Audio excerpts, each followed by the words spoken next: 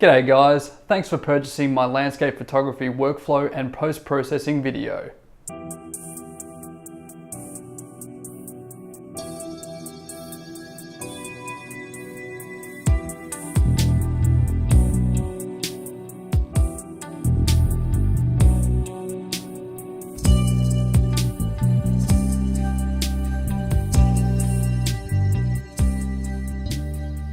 In this video, I'll show you a couple of filters that I used to take this shot with. I used a Lee Filters Mist, a Gradual ND, a big stopper from Lee, and also the Lee Polarizer. So it's good to capture all that sort of stuff inside the camera. Well, I personally think it's good to capture it inside the camera instead of doing it all in post. But you'll see I'm really, the idea I've got to transform this image into something completely different from what it originally was. So let's get cracking. Hey guys, on this edit, I'm going to look at a seascape that I took middle of the day, long exposure, and using a couple of different filters on my camera. So the first filter that I use is the Lee Big Stopper. So grab this out of the case. So it's a 10 stop filter. So slide that onto your filter holder and you can do some really nice stuff. Then we've got the polarizer, Lee Filters circular polarizer. So you just rotate it. And also for this one, I used a Lee Filters Mist set. So I had an idea of what I wanted in this shot. So this is one of the filters. So yeah, it's misted around, but the surface in the middle is clear, so you can go around objects like if you had a sailing ship or anything floating in the water or even on land, but you can make it look really cool. It's a horizon one, so with the gradient filter like this one, you can put that in underneath it so that it matches up quite nicely along the horizon. But I use this gradient ND mist filter for this shot. They're a cool little collection. I only purchased them because I wanted to get the effect really nice on this sort of object of the broken down jetties, wooden pylon kind of things in the water. So it was the middle of the day, so not the best time of day to do this sort of thing, but I was there and gave it a crack. Best time of day would be before sunrise, just after sunset, with those sort of filters, well, I think anyway, because you'll get that nice soft colours and things like that. But I was there in the middle of the day down at Flinders, just down the southeast of Victoria, and so I'll show you, but the idea I had in my mind is like just the wood pylons and everything else kind of just merging into one image kind of thing. But I think I'll make it black and white too, just because I don't like the colours that I got. But yeah, the black and white thing is what's really in my mind at the moment. So I'll show you how I'm going to do that. So I'm just in Adobe Bridge. Here's a couple of images I shot that day. The one in purple is to do, and that's the image I'm going to adjust. And again, you can see all the metadata. So we're at f10, 20-second exposure. Not super long, but in the middle of the day, it's not too bad. If I had the next 15 stopper from Lee or whoever you use, Nissi, you could get a nice longer exposure. And obviously you can crank your f-stop, up a lot. So it's like 16 or 22, but certain lenses have like perfect f-stops. So 10 stops not bad. It looks pretty good on this lens.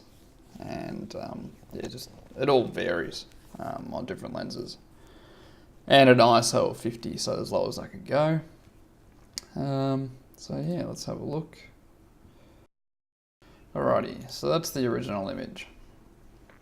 The main thing I'm going to try and do here is just bring out some nice details in the pylons.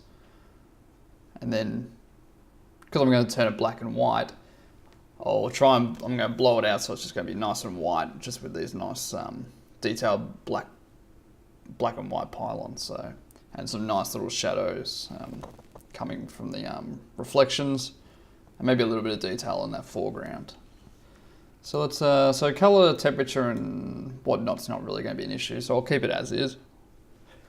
Exposure, we can bring that up a tiny bit. Highlights, lift it up a tad. Have a play with the shadows. So let's bringing down those shadows is bringing out a little bit more detail in the pylon. So we'll bring that down a little bit. The whites, blacks. We'll play with blacks a bit later. So let's just jump across to lens corrections. We'll tick the remove chromatic aberration, but I'm pretty sure there's none on this image.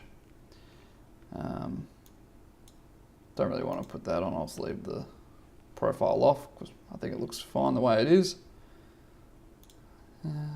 Cool. All right, let's open this up.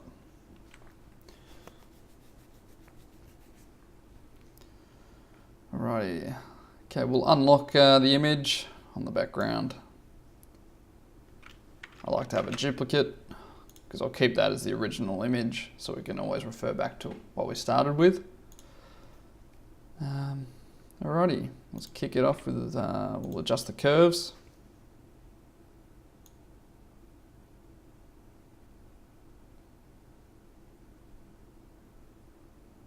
So I'll try and get some detail out of these pylons first before I do anything else. So I don't mind that. It's looking okay. But I kind of want to revert. No, we'll play with that. That's fine. Okay. Let's have a look at all the levels. Don't know, bring that down too much, so we'll just play around with these. So I'm trying to merge all this, so it's all just going to become one. So there'll be no horizon. It's just going to be the pylons, just floating in air, pretty much. Look at those. Okay, so now I'm going to mask in what I don't want. So I pretty much want all that apart from the wooden pylons. So we'll bring some more detail back into those. So we go to the left hand side, grab the paintbrush, make sure you select it on black. I'm just going to zoom in so we can really kind of be accurate. So now I'm just going to blend in from the layer below.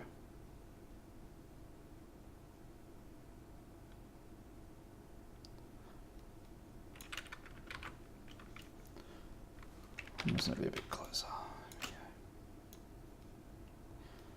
Because you really don't you want to be pretty accurate with this sort of stuff.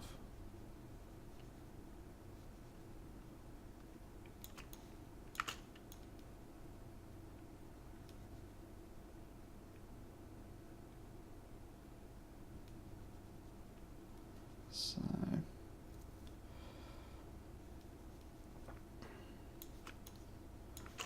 it's really just this is where you really start to it becomes more of an art. So you're just creating something that'll be completely different to what you shot, to a degree. Still the same objects, obviously, but just won't look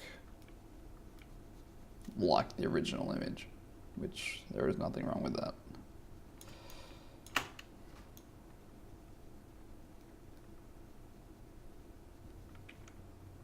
I don't like that, so we'll probably just work on the pylons themselves for the time being. Might just crank that up, then the opacity of the brush. It takes a little bit of time doing this sort of thing, so.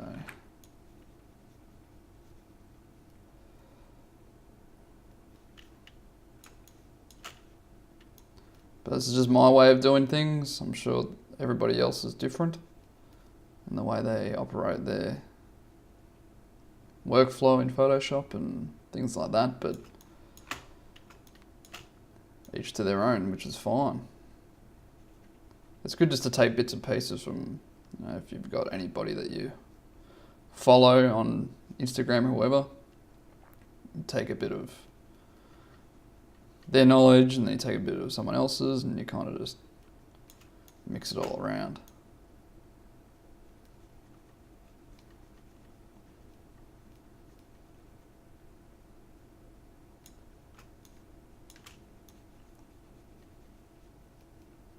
So I've taken a lot of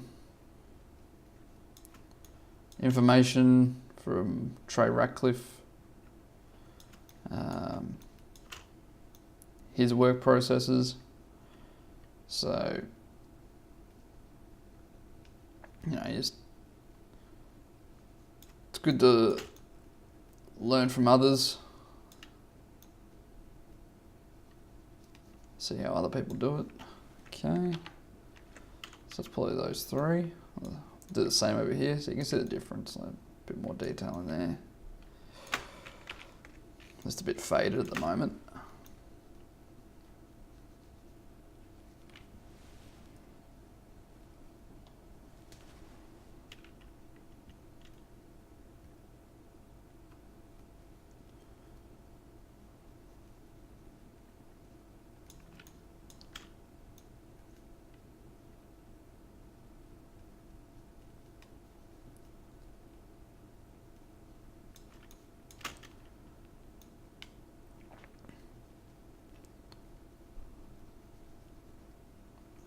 And feel free to tag me in your images if you post them on Instagram.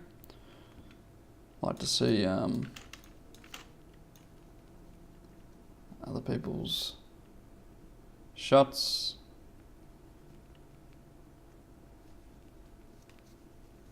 And it's always good to share those and show the location so other people can have a crack at it too. Because I'm sure this has been shot quite a few times, this location. All different times of day, obviously. And middle of the day is probably not ideal, depending on what you're looking for.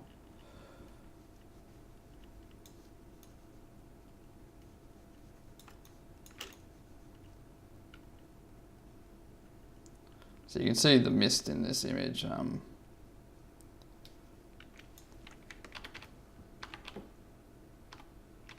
So you can see it blending from top to bottom. That's why the pylons themselves are a little bit murky, but we'll try and save that. Okay. Now let's do a bit of, brighten it up a bit. I'll show you what I'm trying to do here. So this is what I'm trying to do. See how that's eventually just going to disappear, that, so it's just going to all blend in.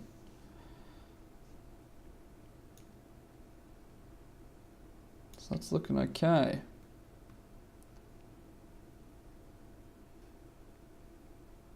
But again, we're going to have to mask around these. It's just a long process when it comes to that sort of thing. But the end result should be kind of cool.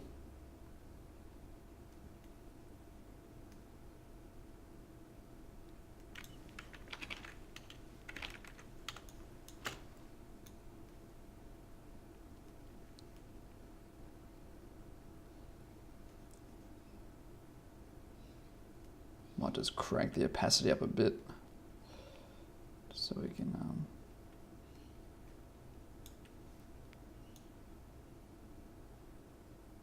44 is probably about right, but I might just do it a bit bigger, so let's just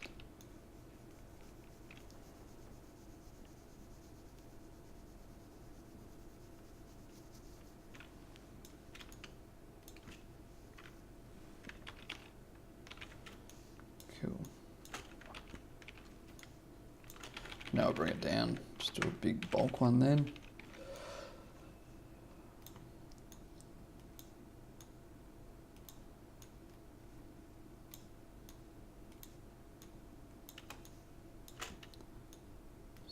Mask these back in.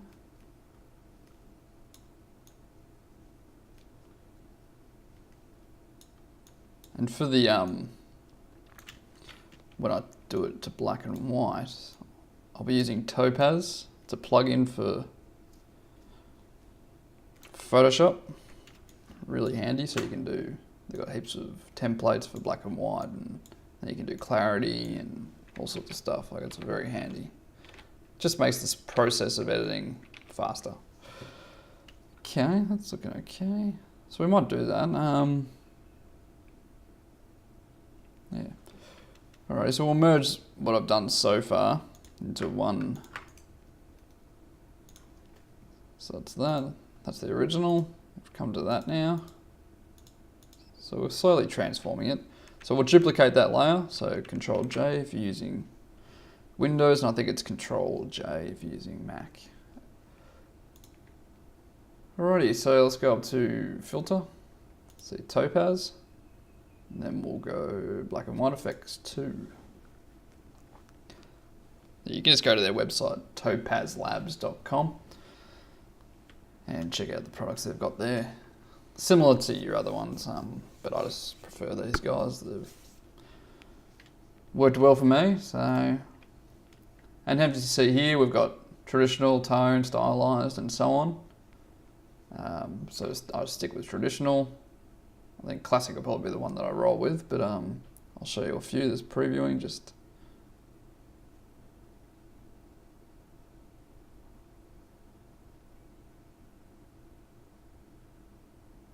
even that low key too is okay. But because what you can do, so we've got classic, and over on the right hand side here we've got conversion, so we'll drop that down and just go to basic exposure, and you've got all your controls and things like that. So you bring the contrast up, bring it down a tad. So as you can see, the horizon's pretty much gone. I can't really see it at all. And we'll boost the blacks a little bit.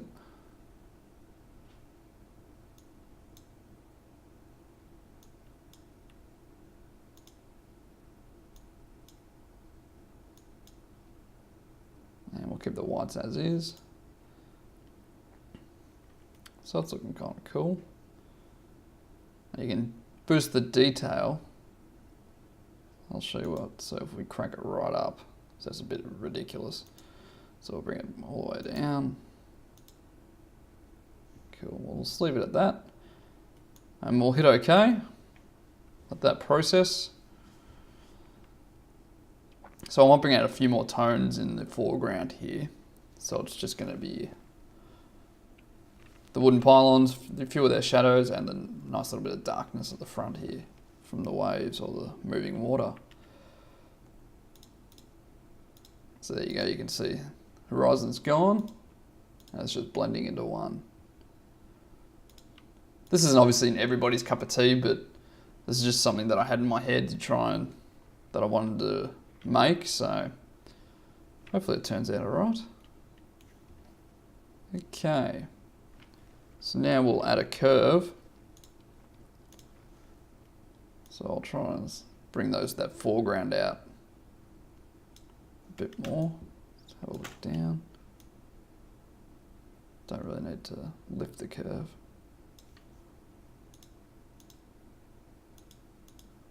Okay, that's looking good. So I don't really like what's happening here on the wooden pylons, but we'll just mask in that foreground of the moving water. So let's go mask. That's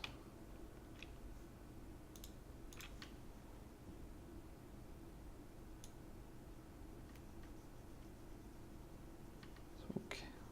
Don't want all of that, so we'll just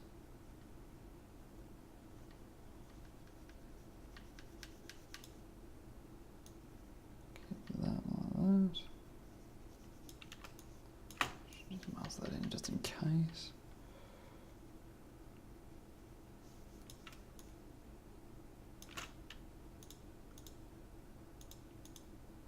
It's looking quite good. Just do a few level adjustments.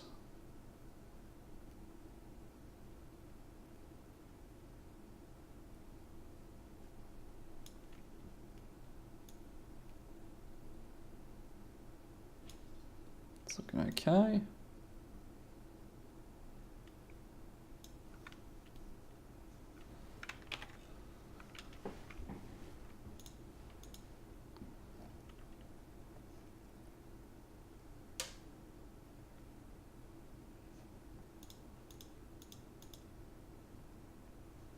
Alrighty. So now what we can do, I'll merge those again. And we'll create another layer, so Control J. I'm going to go up to Filters and Topaz Labs and down to Clarity. So this we'll look at the, see if we can get a bit more detail out of those. So let's just zoom in up the top.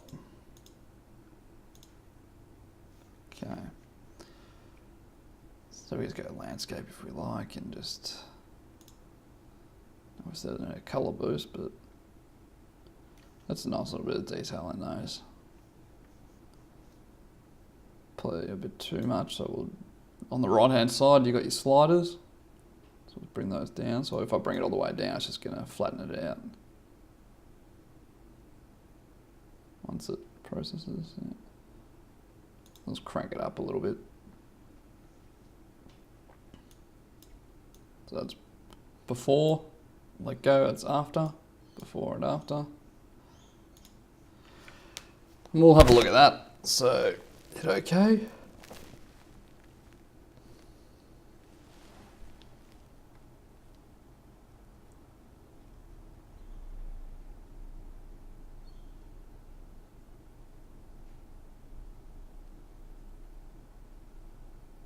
Processing, processing, processing.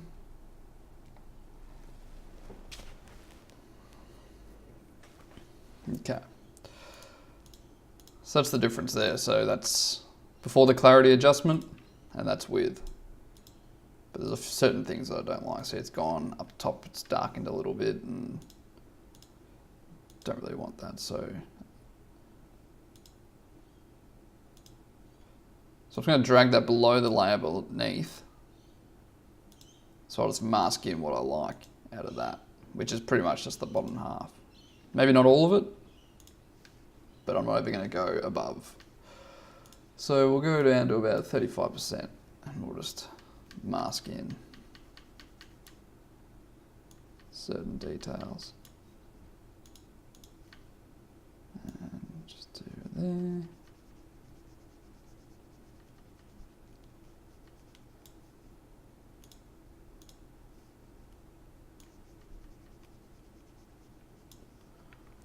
That's looking quite nice. It's the kind of thing I was thinking of.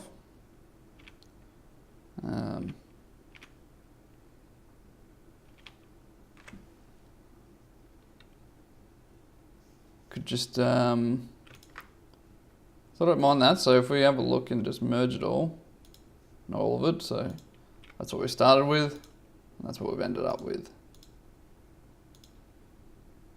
So it's quite the dramatic change.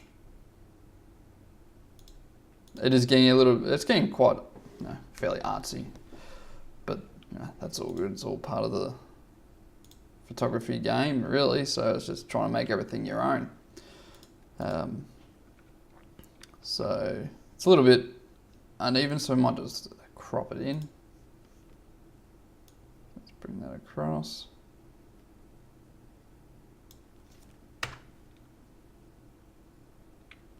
Yeah, it's looking okay.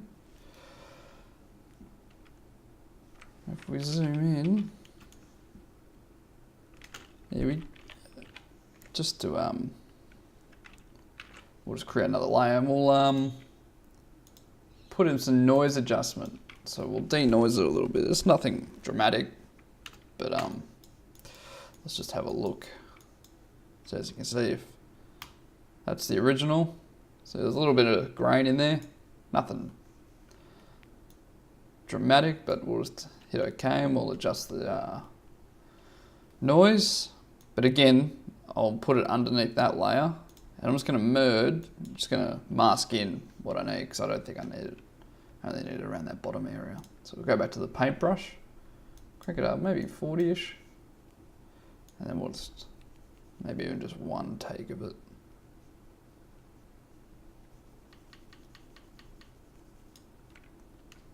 Yeah, cool.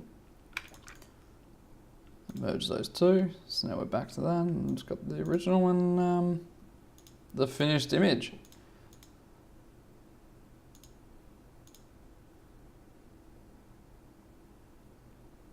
So I hope you